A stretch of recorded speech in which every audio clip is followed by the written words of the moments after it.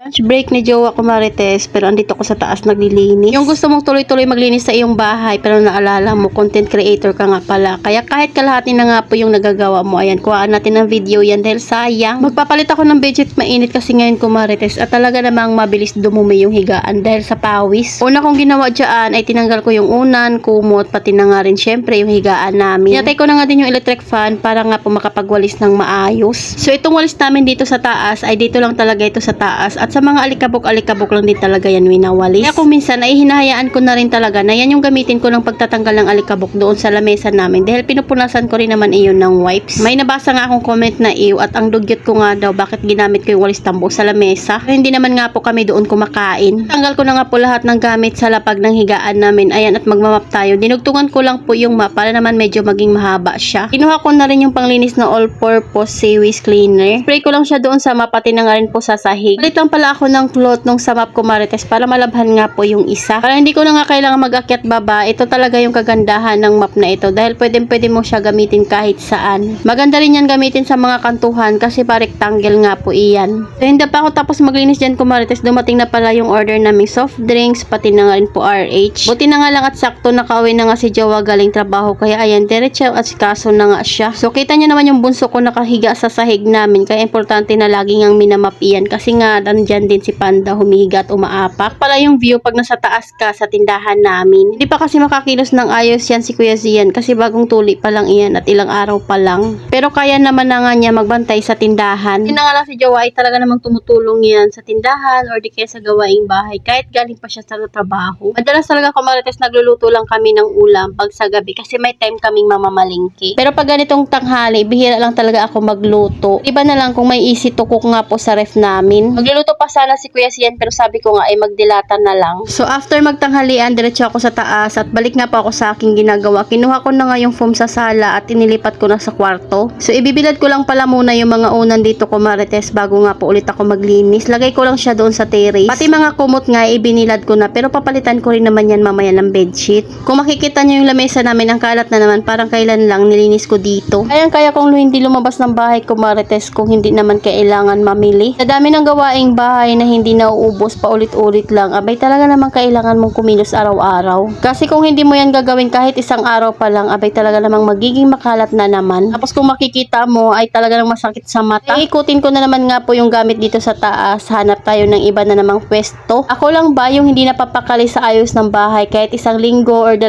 linggo pa lang iyan na ayos. Makita ko pa lang na parang may mali or di kaya parang may mas magandang pwesto ay kailangan kong ang gawin iyon. So una ko ang nilinisan dyan ay yung lamesa at magwawalis nga ako dyan Marites. Tapos dyan ko kasi ipipwesto yung mga nakalagay doon sa malapit sa pintuan na mga lagayan ng mga anik-anik. Hindi kasi pwedeng itago yun Marites kasi minsan baka maisipan ko ngang biglang mag-live. Pero hindi talaga ako araw-araw dahil bihira lang talaga Marites pag hindi lang ako inaantok or di kaya pag naboboring. Dati kasi talaga sa isang araw 2 hanggang 3 beses ako mag-live. Pero ngayon pag gusto ko na lang. Tanggal ko na nga po yung mga nakalagay dyan para mabuhat ko na at mailipat ko nga. Alam nyo ba na nabawasan na nga po itong mga nakalagay dito na anik-anik at binigay ko na nga yung iba sa kapatid ni Jowa. Pero tingnan nyo parang ang dami pa rin. Bago ko ilagay dito yung mga dapat kong ilagay, ayan, nag-map na nga muna ako at inisprehan ko na naman nga po iyan ng seaweeds para hindi na nga ako akyat baba at maglaba ng map. Then syempre yung ginamit ko ng pamunas dito ay wipes na lang. Hindi talaga nauubos itong mga alikabok na ito. Ito palang istante na to Marites, bala ko sana talaga ilagay ito doon sa kusina namin at ang gusto ko nga orderin yung maliit lang, kaya lang masyadong malaki nga ito at hindi nga kasya doon. Ang ending dito ko na nga lang inakyat sa taas, pati na nga rin pa itong mga medyo mahaba, hindi nga siya matibay kaya hindi ko na rin siya pinost. Yung napanood ko kasi ay store dish siya, sabi doon sa post, pero ayan nga nung ginamit ko ay gumagalaw-galaw siya. Pangit din siya paglagyan dahil kita nyo naman awang-awang, tapos yung mga ginamit dyan na materials parang hindi matibay or madali lang siyang mabali. So ayan, dyan ko siya balak ilagay. Tingnan nyo naman at feeling ko ang ganda naman ng pwesto niya, parang sakto lang kasi or sinukat. Sa isa ko na nga pong nilalagay or binabalik doon sa kanilang lagayan iyan. At dahil hindi pa nga tiles itong aming sahig kaya medyo hindi pa siya pantay. Lalagyan ko na nga muna ng kalang para naman nga po maganda siya paglagyan. May gulong kasi talaga ito Marites pero hindi ko na nga mahanap dahil ako kasi talaga si tapon pag hindi naman na kailangan. So bago ko sila ilagay doon sa kanilang kanilang mga lagayan, pinagpupunasan ko na nga muna yung mga iyan.